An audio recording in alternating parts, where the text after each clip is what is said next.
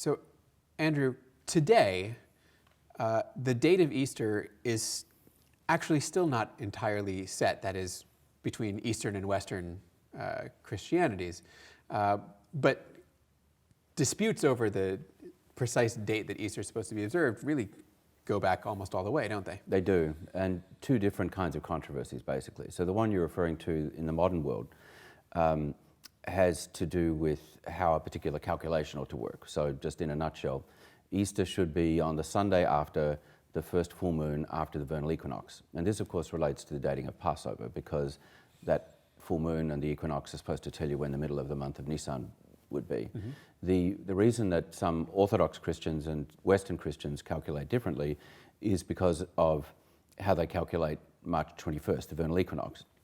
In other words, not purely from the observance of astronomy, but from whether they use the Gregorian calendar in its modern form or still use a version of the Julian calendar or an adapted version thereof. So they agree on what the calculation is. They disagree on what the inputs are to tell you how the date should be calculated.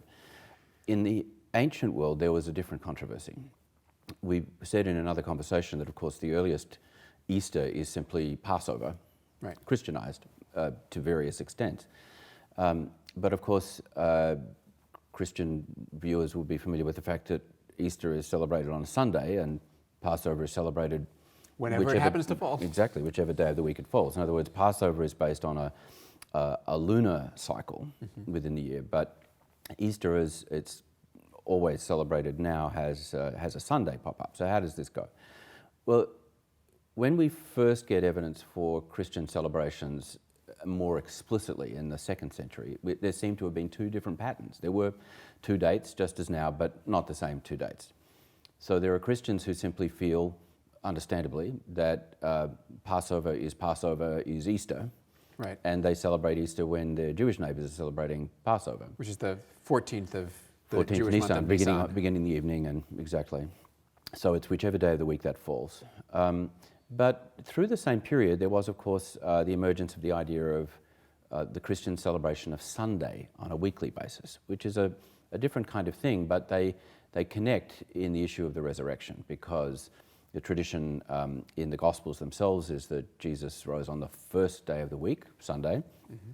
And so it seems that at least by the 2nd century, and perhaps earlier, this could be just as ancient as the version of keeping it on Passover, there were Christians for whom the Sunday that was associated with the period of Passover was the day on which to remember Jesus' resurrection.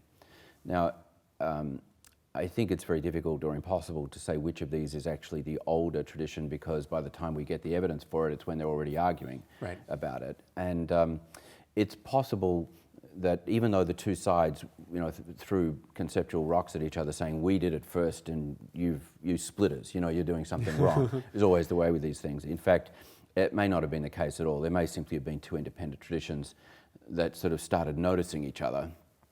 In fact, one of the issues that we see when we get evidence for this in the 2nd century is that following the Jewish calendar and just keeping Passover and Easter as the one time was common in the Eastern Mediterranean, like what we call now modern Turkey, Asia Minor. Yeah. But evidence from the Western Mediterranean, Rome and Italy, suggests that Sunday had become more popular.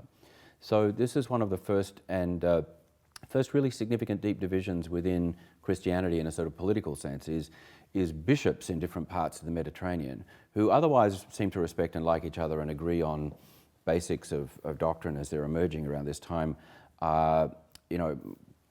writing nasty letters to each other about the fact that they keep Easter on the wrong day. And the wrong day depends exactly on where you are. And, okay, so they were writing letters, and we're fortunate enough to have those letters still. How did this get resolved? Well, I know who lost. Yes, that's right. The people who lost were the ones who were insistent on keeping it on the 14th of that spring month. And they were known and have come down through history being known as quartodecimans, which means 14thers. That's right. Quartodecimans is no easier to say than 14thers, but anyway. Yes, they were the losing side, because of course everyone knows that Easter is kept on Sunday. it seems to me that from the time that we begin to hear about this issue, from about the middle of the 2nd century, there is a kind of a tide that flows in the direction of the other model. But it wasn't really established in a kind of a central and definitive way until we get to the Council of Nicaea in the early 4th century, because that was actually the first time that there was anything you could call a mechanism to legislate this question in a definitive kind of way.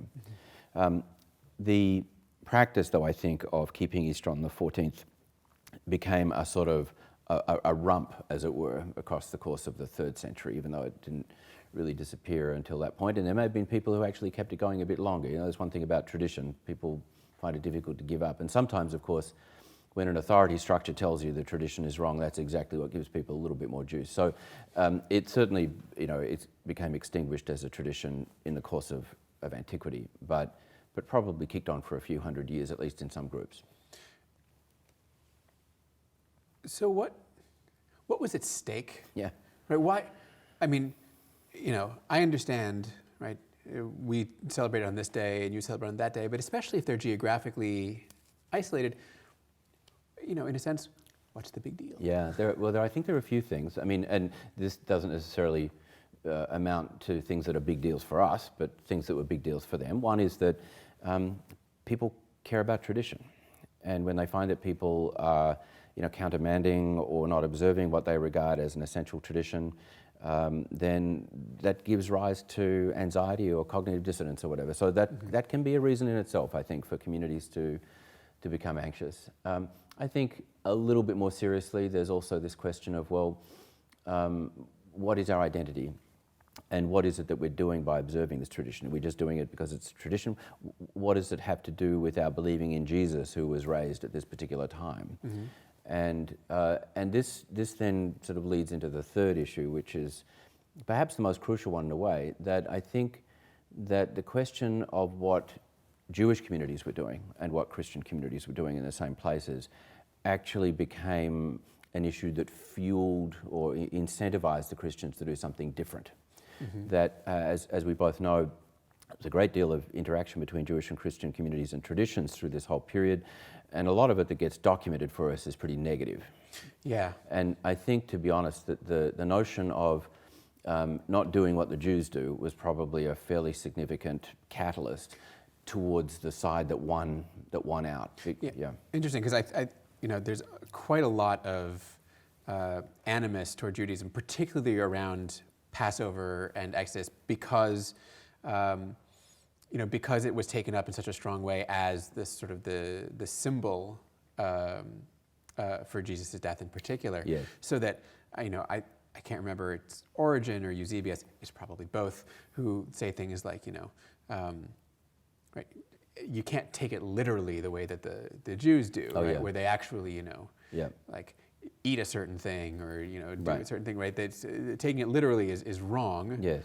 Right, this is, or even historically is wrong, right? Mm-hmm. This is, you know, the Passover is a symbol, which is why, you know, the notion of Jesus as the sacrificial lamb, mm-hmm. right? Like, it's not actually not to be tied to any particular date really whatsoever. Right. And becomes taken up into, you know, Eucharist yes. kinds of practices. Yes. So there's a bit of special pleading, of course, involved in that. You know, don't take it too literally, but do literally what I tell you to. Sure. Not literally what they do. Right.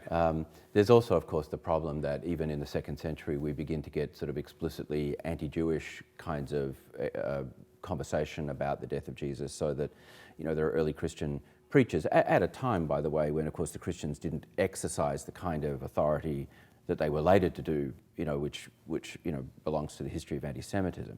But there are Christians who are sort of perhaps, you know, arguing with the Jews in their village about, you know, whose Passover is the real Passover or whatever, who start to pick up that sort of Christ killer trope, you know, that, mm-hmm. that the things that happened to Jesus were because of the Jews, and therefore we don't want to do what they do we?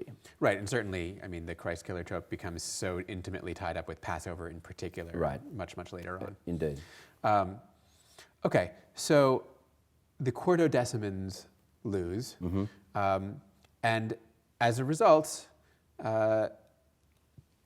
I mean, it's not as if sort of the two sides of that debate suddenly meld together, but it is useful in a sense to have a singular date on which this is observed. Yes, and so Christians have signally failed to sort of do that across history, even after supposedly having agreed on what the date should be. But this again had to do as much with the adoption of the sort of the secular calendar as it was adjusted to suit the reality of the sun's movement around the earth, at different points in history. So the Julian calendar, which applied, through the course of antiquity, was, pretty decent when you don't have, Hubble telescopes and other sort of things to work with. But we now basically use a version of the so-called Gregorian calendar, which, has made it a little more accurate in terms of working out how the sun and the calendar coincide. But there were, in particular, Eastern Orthodox Christians who were not impressed by the whole idea of the Gregorian calendars, partly because, of course, the Gregory involved was a pope, Right. And so, even the question of which calendar you use could be a question of religious identity, not so much because of Easter in itself, but simply because of who gets to tell you when January the 1st is and when March 31st is and so forth. Sure. Yeah. But there's a sense in which sort of cross-culturally, and certainly within both Judaism and Christianity, sort of calendrical consistency is really a useful thing for sort of community formation and stability. I'm thinking of the way that this happens with, and we talked about very early on, right, the transference of agricultural to dated historical observances. Right? If my wheat grows at a different rate or time than yours, and we're in different parts of the country, we're observing our festivals at different times.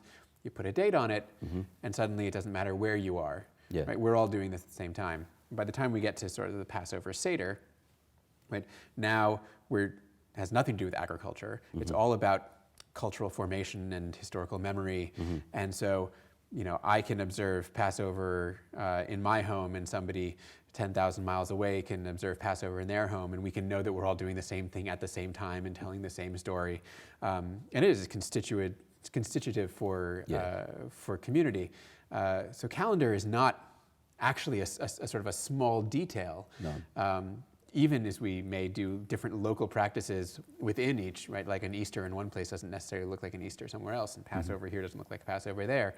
But knowing that we're doing the same thing at the same time, sort of really helps to achieve the fundamental goal of ritual in the first place. Yes. Really, which is the binding together of people. Absolutely. It creates a sense of solidarity. And as you say, even in a world where we're now conscious of time zones around the globe, I think that's true in both Christian and Jewish traditions, that people have a sense of connection with one another through participation even across the period of 24 hours in common rituals. But there's always that two-edged sword about those who are saying, yeah, but not them. Who are we not celebrating at the same time as, and what does this say about our identity relative to them? Sure. Well, my hope is that over these sort of 4 conversations, we've had an opportunity to delve into the history and development, and in some senses the meanings of these really central and deeply connected holidays of Passover and Easter. So I want to thank you for joining me for this, and hope to see you again soon. Thank you, Joel.